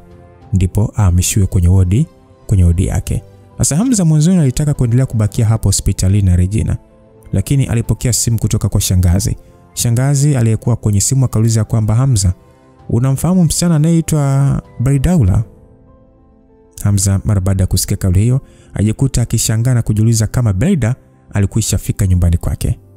Basi akaulizia, vipi, ameshafika? Shangazi akasema, ndio, kumbe unamjua. Huyu msichana nilimkuta amekaa hapo nje ya gate kwenye bustani. Nilivyomuona nilijua alikuwa amepotea, lakini sasa nilivyomuuliza alijibu amekuja kuonana na nyie. Anasema ameshindwa kubisha hodi kwa sababu anaona aibu. Basi Hamza muda huo alijua Mjema alikuwa amefanya kama walivyokubaliana, lakini hakutarajia kumfanya Barida kusafiri mpaka Dar kumtafuta. Hamza alifikiria kwa kusita kidogo, kisha pale akamwambia shangazi kwamba shangazi, narudi muda si mrefu. naomba unisaidie kumkaribisha mpaka nitakaporudi. Shangazi akasema hakuna shida, usiwe na haraka kwani nishamkaribisha ndani, anaonekana akachoshwa na safari mno. Basi shangazi alikata simu. Hamza ilibidi amwambie Regina kuhusu Brida. Regina pia alikuwa akimfahamu msichana huyo na tabia yake upole. Pia hakuwa na shida naye. Isitoshe ni mtu aliyemsaidia Hamza. Hivyo Regina alimwambia tu arudi nyumbani kwanza. Muda huo wakati Hamza akijiandaa kurudi nyumbani, alipotaka kuita taksi aliweza kumwona Profesa Muinde aliyekuwa amegamia gari lake huku akiongea na simu.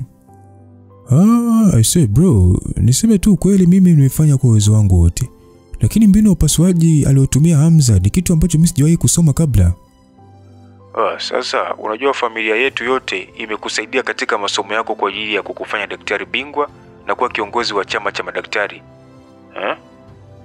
Tena mtu mdogo ambaye kuwahi kushika nafasi hiyo.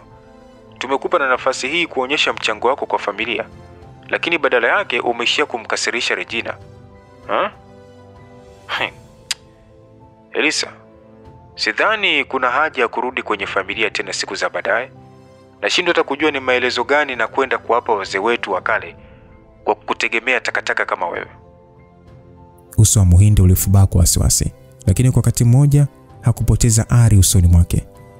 Bro, mimi ukinipatia muda kidogo wa kutosha, mimi nakuhakikishia nitasahihisha makosa. Bado zipo njia nyingi sana za kumfanya Regina kutudai fadhila. Sasa kama ni hivyo, unapaswa kukamilisha hizo njia haraka iwezekanavyo. Vinginevyo utawajibika kwa matokeo. Basi simu ilikatwa. Aise, umbali aliokuwa Hamza pamoja na Muhinde ulikuwa na umbali mrefu kidogo, lakini Hamza aliweza kusikia maneno yote. Hamza alifikiria kama muda huo ameweza kuinyakua fursa ya Elisa ya kumsaidia bibi yake Regina, ni mbinu gani nyingine ataweza kumfanya Regina kudaiwa? Hamza alishindwa kupata jibu. Lakini kwa wakati mmoja hakutaka kujisumbua kufikiria sana kuhusu swala hilo. Afistoshe kwa mtu kama Elisa alikuwa ni mdogo mno kwake kumfanya ajisumbue. Hivyo Hamza alishia kumtumia Regina ujumbe akimwambia afikirie namna ya kudili na jamaa huyo mapema. Regina naye alirudisha jibu haraka akimwambia kwamba nimeelewa. Hamza alikuwa na uelewa kwamba kwa nafasi ambayo Regina alikuwa nayo kwa kumiliki kisiwa cha bondeni, kudili na mtu kama Elisa haikuwa shida hata kidogo. Hivyo hakujali tena na haraka alichukua Uber kuelekea nyumbani. Mara baada ya kufika nyumbani na kuingia ndani, aligundua shangazi alikuwa jikoni. Mara baada ya shangazi kujua kufika kwa Hamza, alishia kunyosha shingo yake kutoka jikoni, akasema kwamba Hamza, umekula chakula cha mchana kweli? Naandaa tambi za nyama hapa kwa ajili ya Brida. Vipi nikutengee na wewe?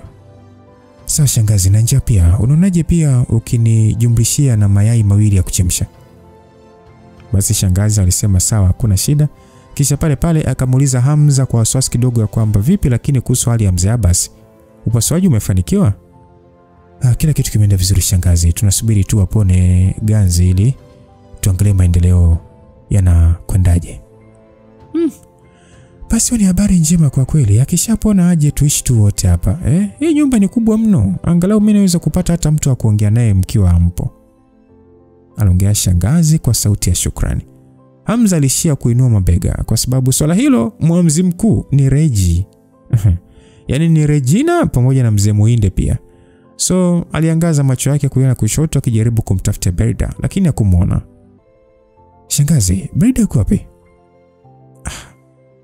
Nimemuonyesha chumba cha wageni kwa ajili ya kupumzika. Vipi unataka nimuite ashuke chini maana yupo huko juu? Hapana. Ngoja nikamuite mwenyewe. Aliongea Hamza akisimama na kisha kupandisha juu. Mara baada ya kufika nje ya mlango wa chumba cha wageni, alishia kugonga mlango. Akasema Brida, ni mimi. Basi mara baada ya kuongea hivyo aliweza kusikia sauti ya mtu kukurupuka ndani ikikimbilia mlango huku ikiitikia na kuja. Baada ya Brida kufungua mlango akiwa sasa amejawa na wasiwasi mwingi, alionekana ndio kwanza ametoka kuoga na hata nywele zake ndefu zilikuwa zimeloa. Alikuwa amevalia gauni fulani hivi la maua rangi ya pink ambalo lilionekana limevaliwa kwa zaidi ya mwaka, lakini bado lilimkaa vyema mwilini na kuchora umbo lake huku likiacha mikono yake kuanzia mabegani wazi. Brida hakuwa mrefu sana, alikuwa na urefu wa mita kama 1.6 hivi, lakini mwili wake ulikuwa umeumbika vyema. Ni aina fulani ya wanawake unapopishana naye lazima utatamani tugeuka na kumtathmini. Sasa Hamza alishia kumchunguza msichana huyo na kujiambia kwamba hakika alikuwa mzuri. Alipewa matunzo kidogo na kujiamini zaidi. Anaweza kushinda kabisa udhaifu wake wa kuwa na alama ya kuzaliwa usoni. Hata hivyo Hamza hakumwangalia kimatamanio ya ngono.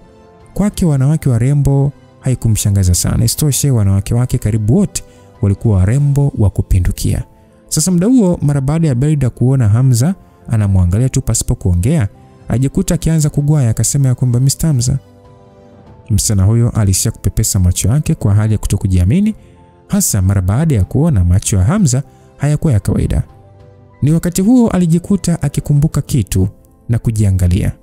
Berida aliingiwa na woga kiasi kwamba aligeuka mara moja na kufunga mlango kwa nguvu. Ni mpaka muda ule mlango ulipofungwa ndipo Hamza naye alishtuka. Alishia kushika uso wake, akikunja sura kama vile kuna jambo la tofauti alikuwa akifikiria. Hata hivyo hakuongea chochote. Mara baada ya kusubiri kwa dakika kama 2, mlango ulifunguliwa tena na Berida, ambaye sasa alikuwa amejistiri vizuri kabisa kwa kuvaa sketi ndefu na jezi nyeupe ya Real Madrid. Mr. Hamza, samani, sikuwa nimejistiri vizuri kwa sababu ya kurupuka, sio makusudi, aliongea Berida kwa sauti ya upole na unyenyekevu kwa wakati mmoja. Alionekana kuwa na wasiwasi wa kufikiriwa vibaya. Upande wa Hamza, ili kumtoa wasiwasi, alishia kumrudisha tabasamu tu. Usijali Berida, na nisamee pia kwa kuweza kukurupusha. Mimi nikuja tu kukuita. Shangazi amaliza kupika tambi, kwa hiyo twende ukale. Uso wa Berida ulikuwa umeiva. Alishia kuinamisha kichwa chake chini huku aking'ata midomo yake, akikosa kabisa ujasiri wa kumwangalia Hamza usoni. Ukweli sio kwamba hakujistiri vizuri. Kwa wanawake wengine ambao wamezoea ingekuwa ni kawaida, ila kwa Berida ambaye eneo lake la kifuani lililokuwa likichomoza kama jua la saa 6, alihisi aibu kubwa mno. Yote hayo ni kwa sababu ya kukosa uzoefu. Nimekumbuka, Hamza aliongea mara baada ya kupiga hatua 2 kisha akageuka. Lakini alipotaka kuongea, alishangaa baada ya kuona Berida akimwangalia kwa namna ya kupaniki. Hamza alijikuta akishangazwa na jambo hilo, akiamini labda msichana huyo alikuwa kidhani anakwenda kumhoji kuhusu kilichokuwa kimetokea huko alikotoka. Hata hivyo, kwa namna alivyoonekana, Hamza aliona kama akimuuliza atamfanya kwa katika wakati mgumu. Hivyo alibadilisha swali. Vipi, nikuletee hair dryer ili ukaushe nywele zako ama? Hapana, asante sana. Berida, usio na wasiwasi. Umesafiri kote mbali kuja mpaka huko, kwa hiyo jisikie huru, aliongea Hamza, akijua msichana huyo anaona aibu kukubali. Hivyo aliingia kwenye chumba chake na kumletea. Hamza pia alikuwa na nywele za kizungu, hivyo mara nyingi hutumia dryer kujikausha anapokuwa na haraka. Basi Berida alishukuru pale akipokea kifaa hicho na kisha kusogea hadi kwenye kioo na kuanza kujipuliza, huku akisahau kufunga mlango. Hamza hakuondoka haraka. Alimwangalia msichana huyo kwa jinsi alivyokuwa amekaa mbele ya kioo akijipuliza, na pale aligundua jambo jingine. Berida alikuwa na mapozi fulani hivi asili yaliyomfanya aonekane kama mwanamke aliyekulia mazingira ya kudekezwa. Msikilizaji, ieleweke kwamba Berida pia alikuwa amekulia mazingira ya kitajiri. Ni kwamba tu alikuwa kinyanyasika. Hivyo mambo madogo madogo wanaofanya matajiri hayakumshinda. Kwa namna alivyokuwa akishika nywele zake huku akizungusha dryer, kwa mtu asiyemjua Berida anaweza kusema ni mitego. Mr. Hamza, samahani na kuchelewesha, aliongea Berida, akidhani Hamza hakuondoka kwa sababu alitaka arudishiwe kifaa chake. Wala haunicheleweshi, mimi natangulia. Ukimaliza shuka chini kwa ajili ya chakula. Okay, asante sana Mr. Hamza, alijibu hivyo Berida. Msikilizaji, vipi? Okay, sehemu inayofuata kikubwa tunataka tu kujua Elisa atatumia mpango gani ili kumteka nani? Regina. Kwa sababu Regina ni kama wanataka kumfanyia jambo ambalo Regina atatumia kama kurudisha fadhila. Kwa hiyo kama upasuaji ungefanikisha mikononi mwao, basi Regina angejikuta ameingia kwa namna yoyote ya kuweza kuwalipa fadhila. Lakini sasa jambo lenyewe kakamilisha mume wake. Kwa hiyo huyo Dr. Elisa ameambiwa afanye juu chini, hiyo plan B afanikishe ya kuweza kumshawishi Regina aweze kuwalipa nini? Fadhila. Sasa sijui itakuwaje, itaendeleaje sielewi. Lakini vipi kurejea ama kuja kwa Brida mikononi ama nyumbani kwa Regina, hali itakuwaje msikilizaji? Hayo yote pia sifahamu kitakachofuata, lakini mengi zaidi tutafahamu sehemu inayofuatia. Mimi mpaka hapa katika sehemu hii nimefikia mwisho. Muda wetu ulikuwa na Lucas Lumbas. Neema yake Mwenyezi Mungu iwe pamoja nasi katika sehemu inayofuatia. Bye bye.